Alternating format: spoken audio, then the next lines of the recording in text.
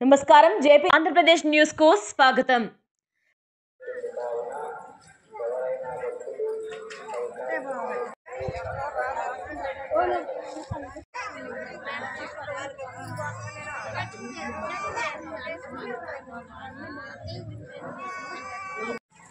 ब्रह्मा गुरुविष्णु गुरुदेवो महेश्वरः गुरु साक्षात् परब्रह्म तस्मै श्री गुरवे नमः.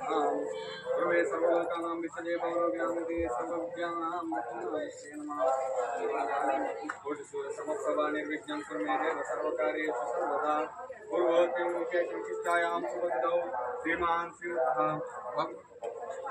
पक्षपालकोत्वस्य रत्नैनां देस्य मीनाक्षं नाम देस्य रवींद्रनाथ नाम देस्य कल्पना नाम देस्य वेंकट मंदीप नाम देस्य वेंकट सात्विका नाम देस्य पुरंदर नाम देस्य श्रीलता नाम देस्य जयेंद्र नाम देस्य नरेंद्र नाम देस्य लक्ष्मी नाम देस्य मिथुन नाम देस्य वैश्विक नाम देस्य सकुटुंबानां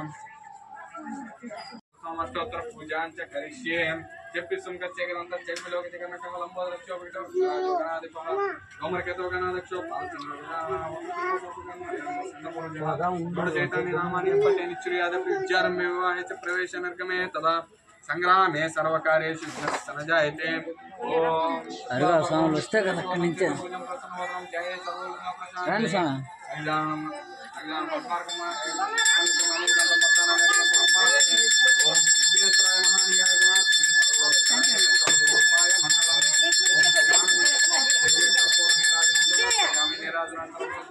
సమర్పయామి.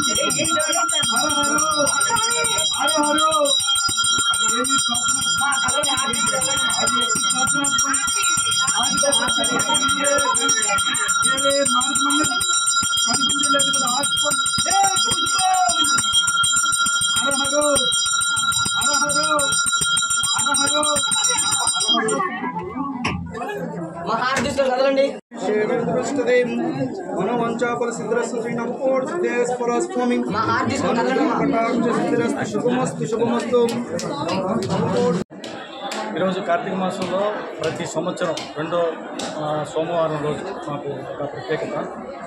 ఆ రోజు మా కుటుంబ సభ్యులు అందరూ కలిసి ఇక్కడికి వచ్చి స్వామివారికి దగ్గరుండి అభిషేకం చేయించుకొని, కులాభిషేకం చేయించుకొని అన్నీ ఇక్కడ దగ్గరుండి ప్రతిదీ ప్రసాదాలు, వచ్చిన భక్తులకి ప్రసాదాలు ఇవ్వడం కానీ తరతరాలుగా మా పెద్దోళ్ళ కాలం నుంచి వస్తున్న ఆచారం ఇది.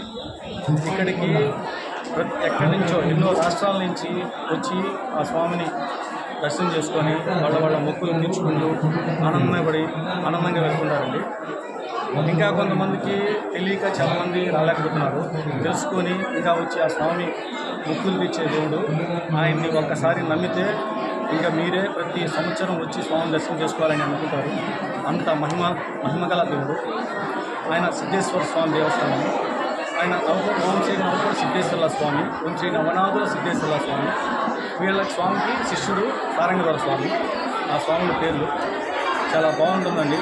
మీరు వచ్చి దర్శనం చేసుకుంటారని ఆశిస్తూ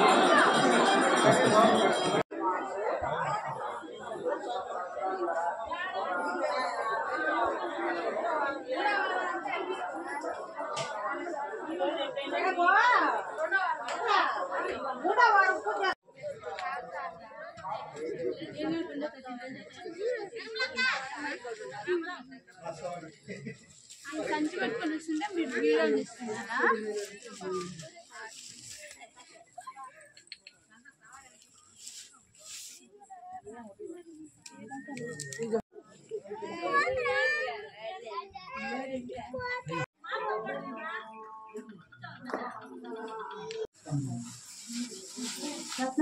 रत्नय नामधेयस्य मीनाक्षम्म नामधेयस्य रवींद्रनाथ नामधेयस्य कल्पना नामधेयस्य वेंकटमणिदीप नामधेयस्य वेंकट सात्विका नामधेयस्य पुरंदर नामधेयस्य श्रीलता नामधेयस्य जयेंद्र नामधेयस्य नरेंद्र नामधेयस्य लक्ष्मी नामधेयस्य मिथुन नामधेयस्य यश्विक नामधेयस्य सकुटुंबानं अंतेना सकुटुंबानं क्षेमस्थैर्य वीर विजय अभय ऐश्वर्य अभिवृद्ध्यर्थं पूजानं च करिष्ये इंकेवर स्वामी गोत्रम पश्चिम वेंकट प्रसाद नामधेयस्य सुनीता नामधेयस्य लहरी नामधेयस्य राजेश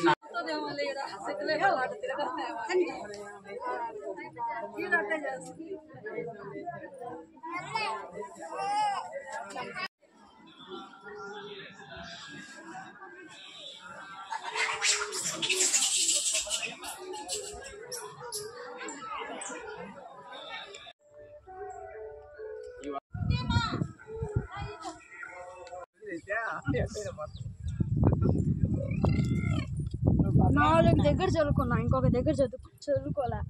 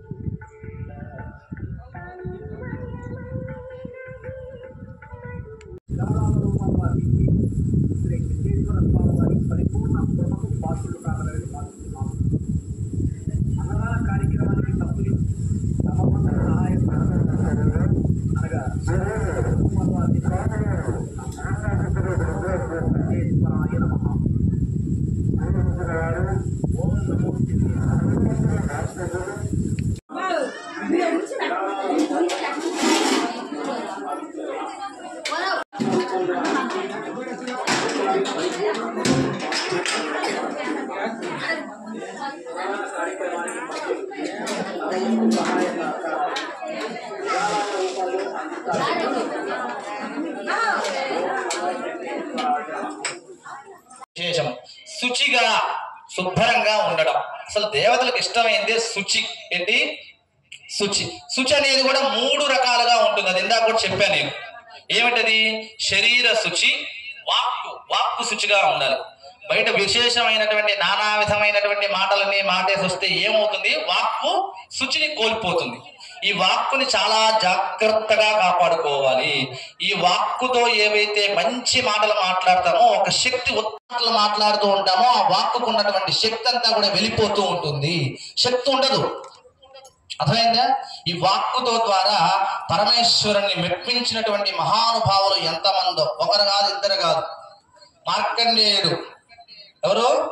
మార్కండేయుడు యముడు వచ్చాడు తీసుకొని పోవడానికి. శివుడు వస్తే ఈయన శివలింగాన్ని పట్టుకొని శివ శివ శివ శివ అంటూ ఉన్నాడు. యముడు వచ్చాడు తీసుకుపోవడానికి, దాంతో పాటు శివుడు కూడా వచ్చాడు. ఎవరు? చూడండి, లింగాన్ని పట్టుకొని శివ శివ అంటే శివుడు కూడా వచ్చాడు. వెంటనే అసలు పుట్టినవాడు గిట్టక తప్పదు అన్న సామెత ఏదైతే ఉందో అక్కడ చలల సూత్రం. మంచి మాటే మాట్లాడాలి. మంచి చక్కటి రూపం కలిగి మంచి మాటలు మాట్లాడుతూ సత్యవాదనగా జీవనం చేస్తూ ఉండాలి.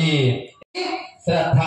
స్వామివారు మాకు ఇన్ని చేశారు, ఇట్లా చేశారు, అట్లా చేశారు, ఓ 10 యాపిల్కాయలు ఇచ్చారు, దానిమ్మ పండ్లు ఇచ్చారు, గాజులు ఇచ్చారు, వ్యవహారం ఇచ్చారు, ఏమి ఇచ్చారు. అసలు కొంతమంది చెప్తుంటారు, మా ఇంట్లో వ్రతం చేశారండి, నభూతో నభవిష్యతి అంటాడు. ఏం చేశారా అంటే, బంగారు మండపం పెట్టారండి, ఇల్లంతా అలంకరించారండి, అది చేశారండి, ఇది చేశారండి. చివరికి వీడు వచ్చిన వాళ్ళందరినీ చూడడానికి వీడి మెడ వెనక్కి తిరుగుతూ ఉంది. ముందేమో స్వామిని పెట్టాడు, వీడి మెడ వెనక్కి తిరుగుతూ ఉంది. ఏంటి వెనక్కి తిరుగుతుందంటే, వీడికి ఇక్కడ లేదు శ్రద్ధ. ఎక్కడుంది? నన్ను ఇవన్నీ చూడడానికి ఎవరు వస్తున్నారో ఎవరు పోతున్నారో అని ఆయన తప్ప మిగిలిన వాళ్ళందరినీ చూస్తూ ఉన్నాడు. తిప్పుతున్నాడు. అసలు తిప్పకుండా ఉండాల్సిన వాడు ముందే ఉంటే తిప్పేవాడి కోసం వెనక తిప్పుతూ ఉన్నాడు. చూడండి. కాబట్టి ఏముండాలి? భక్తి శ్రద్ధలు ఉండాలి. ఎన్ని ఉన్నా లేకపోయినా మనిషికి ఈ 2 ఉంటేనే భగవంతుడి దగ్గరికి రావాలి. భక్తి ఉండాలి, శ్రద్ధ ఉండాలి. ఇప్పుడు బాగా కష్టపడి సంపాదించాలనుకోండి, ధనం మీద శ్రద్ధ. బాగా చక్కగా చదువుకున్నాడు అనుకోండి, విద్య మీద శ్రద్ధ. అర్థమైందా? తినేటప్పుడు కూడా మాట్లాడకుండా భోజనం మీద కూడా శ్రద్ధ ఉండాలి. 24 గంటలు కష్టపడేది ఆ భోజనం కోసమే. అర్థమైందా? ఆ భోజనాన్ని కూడా ఏ పనికి మాలిన పనులు చేస్తూనో, ఏ పనికి మాలిన మాటలు మాట్లాడుతూనో తినకూడదు. మౌనంగా శ్రద్ధగా తినాలి. తింటేనే అది ఒంటికి పడుతుంది. అట్లానే ఏ పనులు చేసినా ముందు భక్తి ఉండాలి, శ్రద్ధ ఉండాలి. ఈ 2 పోయి ఇప్పుడు కొత్తగా ఒకటి వచ్చింది, భయం. ఏంటి? భగవంతుడు అంటే ఏమొచ్చింది? అసలు భయం ఎందుకు? ఆయన భూతమా, ప్రేతమా, పిశాచమా? భయపడ్డానికి భయం. అసలు మనల్ని ఏమీ చేయడు ఆయన. మన కర్మలే మనల్ని దహించి వేస్తాయి, మన కర్మలే మనల్ని పుణ్యగతులుగా తీసుకుని వెళ్తాయి. మనం చేసేటువంటి పుణ్యాలుగా మనకి మంచి సకర్మలుగా వస్తాయి. మనం చేసేటువంటి పనులు చేయకుండా ఉండడానికి ఒక శక్తి మనల్ని ఎప్పుడు కాపాడుతూ ఉంటుంది. ఆ శక్తే ఆ పరమాత్మ. అందుకని పరమాత్మను ఆరాధన చేయాలి. అంతేగాని దేవుడి దగ్గరికి వెళ్తే ఆ కోరికలు తీరిపోతాయి, ఈ కోరికలు తీరిపోతాయి, గుడికి అలవాటు అయిపోతుంది. అలా గుడికి ఎప్పుడు అలవాటు పడకూడదు. ఒక ఆధ్యాత్మికమైనటువంటి కేంద్రం ఏమిటో తెలుసా? గుడికి వస్తే మనకు మనశ్శాంతిగా ఉంటుంది. ఇంట్లో ఉండదు. ఏంటి? ఇంట్లో ఉంటే ఉండదు. గుడికి వస్తే ఏమొస్తుంది? మనశ్శాంతి వస్తుంది, ఎక్కడ లేని భక్తి వస్తుంది. భక్తి శ్రద్ధలు కలిగి ఉండాలి. ఇప్పుడు మాకు సువాసన చేశారని మీరు వెళ్ళి అందరూ చెప్పుకుంటున్నారు. ఆ యోగ్యత మీ భక్తి భావమే మీకు ప్రదర్శించింది. అర్థమైందా? మీకు ఆ యోగ్యాన్ని ప్రసాదించింది. అటువంటివన్నీ కూడా కలిగి ఉండాలి. అట్లనే ఆశ లేని వాళ్ళు మాత్రమే సువాసనకి అర్హులు. ఎవరు? ఇది కష్టమే ఈ ఒక్క విషయం చెప్పాలంటే. అదేంటి? ఆశ ఉండాలి. ఇక్కడ పొరపాటు పడింది, అత్యాశ ఉండకూడదు. ఏంటి? ఆశ ఉండాలి. ఏమిటి? ఆశ కూడా ఎట్లా ఉండాలో తెలుసా? చక్కగా మనతో పాటు మన చుట్టుపక్కల ఉండేవాళ్ళు, మన గ్రామము, మన దేవాలయము, మన కుటుంబము ఇవన్నీ వృద్ధి చెందాలి. నేను మాత్రమే. ఏంటి? అది అత్యాశ. నాకు మాత్రమే. ఆశ ఆరోగ్యం, అత్యాశ అనారోగ్యం. ఈ 2 గుర్తుపెట్టుకోండి. ఏమిటి?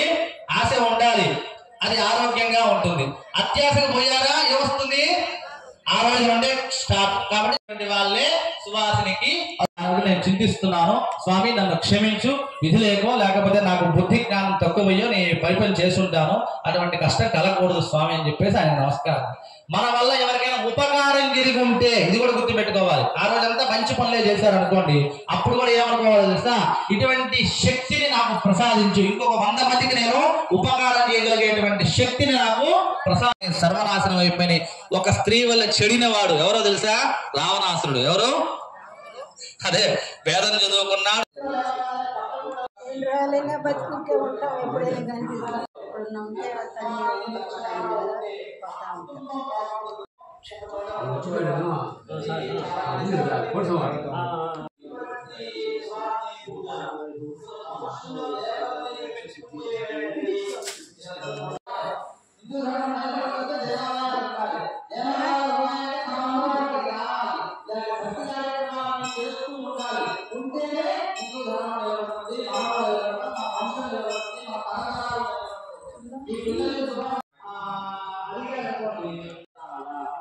దక్షిణామూర్తి స్వామి వారి దగ్గరికి వెళ్ళి చక్కగా మంగళహారతి తీసుకొని ఆ తదుపరి మహాపూజ